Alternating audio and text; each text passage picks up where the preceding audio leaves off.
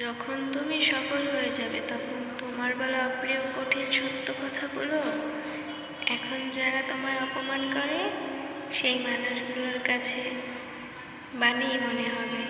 এটাই কঠিন বাস্তবতা। তাই জীবনে সফল হতেই হবে এরকমের একটা মনোভাব নিয়ে সামনে এগিয়ে চলো, যাতে জীবনে কিছু না কিছু একটা করতেই পারো, যাতে যারা এত বছর অপমান করেছে, এতদিন অপমান করেছে, তারাই তোমাকে বাহবা দিবে। যখন তুমি সফল হয়ে যাবে তখন তোমার বলা অপ্রিয় কঠিন সত্য কথাগুলো এখন যারা তোমায় অপমান করে সেই মানুষগুলোর কাছে বানিয়ে মনে হবে। এটাই কঠিন বাস্তবতা।